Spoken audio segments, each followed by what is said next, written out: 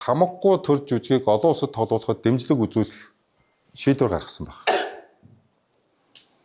Энэ тогтоол зурсан арга хэмжээнд хэдэн төгрөгийг гаргасан бай гэдэг санхүүжилтийн араас хөөж үзэж байгаа. За энэ тогтоолын хэрэгжилтэн дээр үндэсний хорооны үйл ажиллагаанд зориулаад 2024 онд нийтдээ төсвийн гүйцэтгэл нь 6.2 тэрбум төгрөг ямарсан гарсан байна. 2025 онд 201.3 сая төгрөг гарсан байна. Одоогийн байдлаар 6.5 тэрбум төгрөг сая дурдсан энэ тогтоолын дагуу санхүүжигдсэн байна. Энэ санхүүжилтийг нэг бүрчлэн хууль хяналтын байгууллагаар шалгуулах хүсэлтийг өнөөдөр миний бие өгөх гэж байна. 4 удаагийн тайланд Монгол хаан жүжигийг олон улсад сурталчилсан гэдэг тайлан ирүүлсэн энэ компани.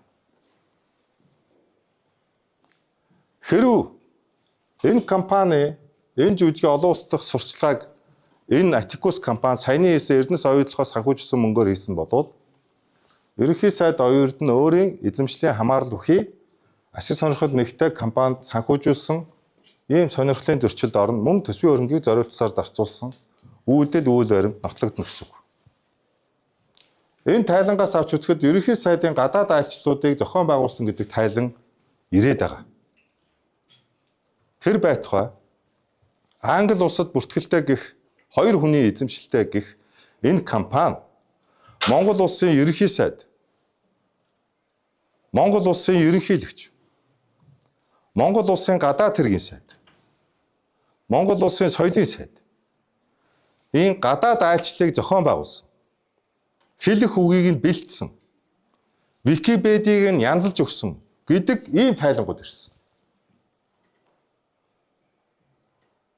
Монгол улсын үндэсний аюулгүй байдлын зөвлөлийн гишүүдийн гадаад айлчлал түүний хөтөлбөр ярианы сэдв улсын маш нууцын зэрэгэлд байдаг.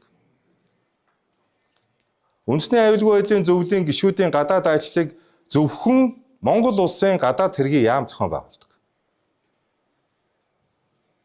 Монгол улсын гадаад хэргийн яам ийм компанийг мэдэхгүй бөгөөд ийм компанитай хамтарч ажиллаж байгаагүй гэдгээ нотолж мэдгэл гаргасан. Энэ компанид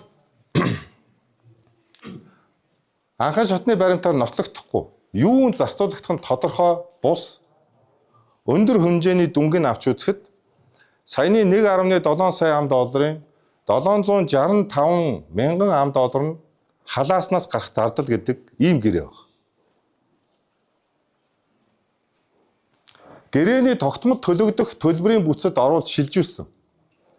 Нэг ажлын гүйцэтгэлд хоёр ижил гэрээг шууд хамааралтай этгээдүүдтэй байгуулж давхар төлбөрийн үүргийг бий болгосон асуудал өрчсөн байдлаар тогтоогдсон. Өөрөөр хэлбэл халахвч шинжтэй, мөнгө угаах шинжтэй хэлцлүүд, шилжүүлгүүд байсан гэж өрчсөн байдлаар дүгнэгдсэн.